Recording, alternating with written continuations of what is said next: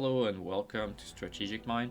Today I wanted to talk to you about how to use your cavalry properly because I came across recently players that were using so poorly their cavalry that I wanted to show you the mind behind strategies for using your cavalry properly. First of all, you should always use your cavalry where your enemy is weak and outnumbering them always. So, in this example, basically, he charged with his cav onto the trees, onto my infantry, onto the cannons. But, as you know, cav do poorly in the woods, so never do that. Let's watch the replay.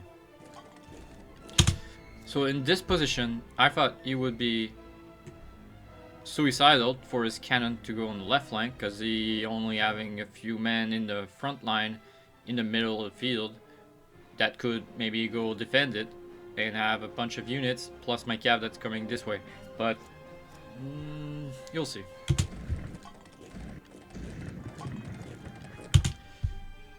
Alright, he changed his mind about his cavalry. He wanted to go this way and he was like, oh, I'm gonna go through the trees. What a good idea.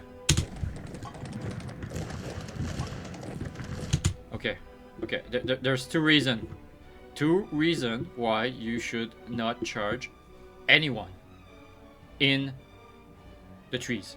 First of all, it slows the cavalry, alright? Second of all, there's a river crossing. It's so hard to attack from there.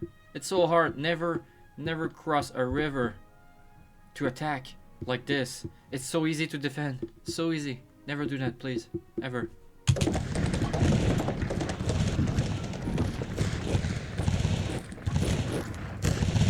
And yeah.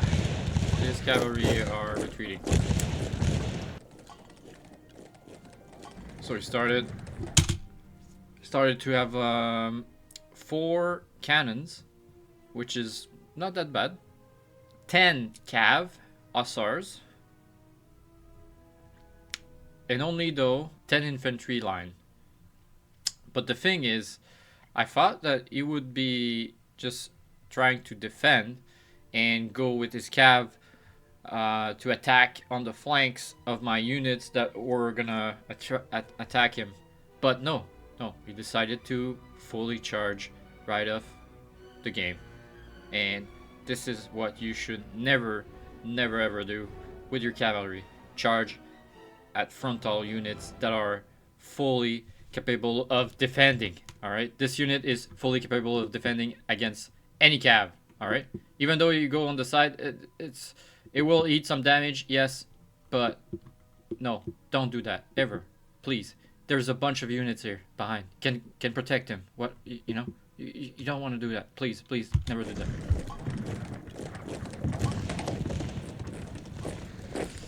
And yeah, the charge hit the brick wall.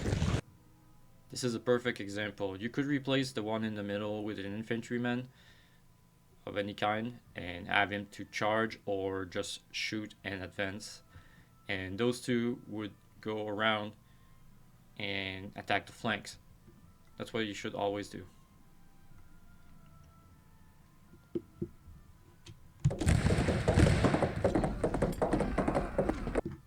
Just like that. This guy is toast now. It's gonna take a couple turns, but you should manage to kill him in a few turns. So in this example is just to show you how poorly the cavalry will do against normal infantry facing you. Let's play.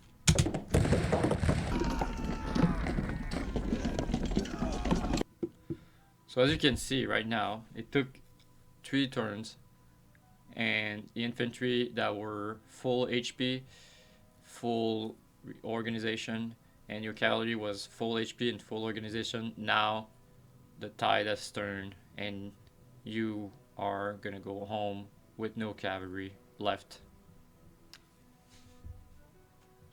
So this is why you should never use your cavalry in a frontal assault with the same amount of cavalry that the enemy has for the infantry.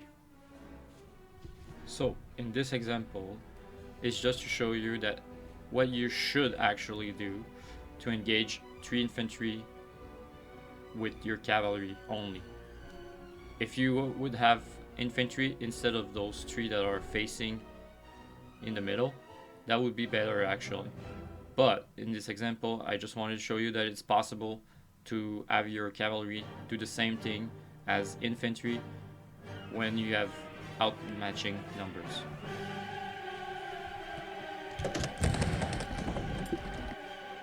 As you can see, you can switch between each and individual infantry line, but the thing is, I didn't move the red, but normally he would go either on the left side or the right side, cavalry attacking him. So one would have an advantage, the other one would not. In this case, they all have an advantage because they're attacking on the side except for this one. So yeah, you managed to kill off the wheel of fight for those infantry, and now you can move on and do what you please with your cavalry. Alright, for this example, I just wanted to show you how fast it would be to have like outnumbering with 4 more than your opponent have.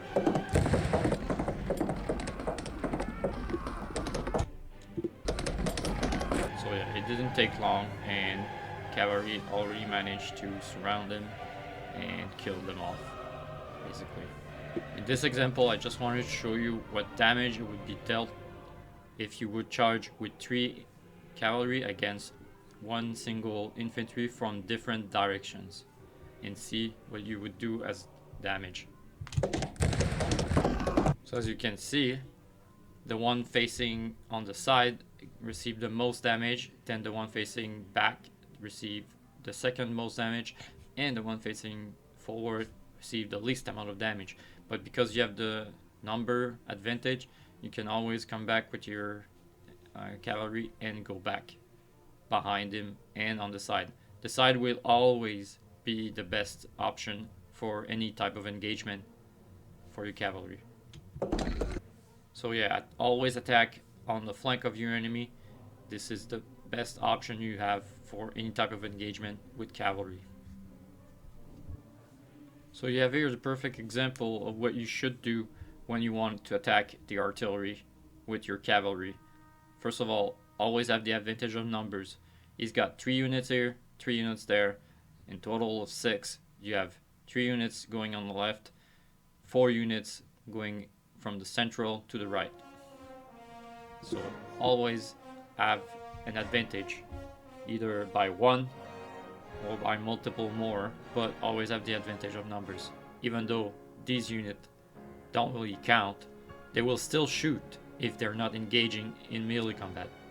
So while you're charging, they can always shoot you back, and even if you don't manage to hit him with your cavalry going on the side, just like so, if you can't manage this because he's maybe going backward with his infantry, then it will still be able to shoot the ones that are facing in the front, like this, in the line of fire.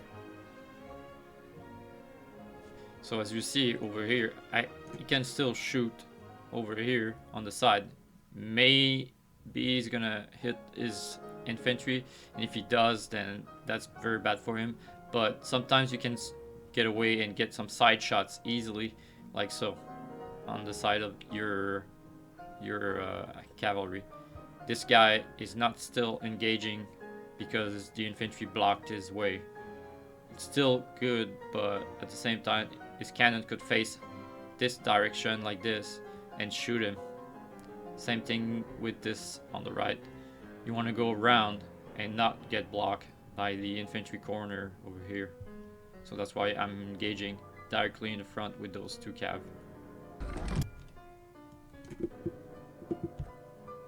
By the way, this cavalry is not doing right.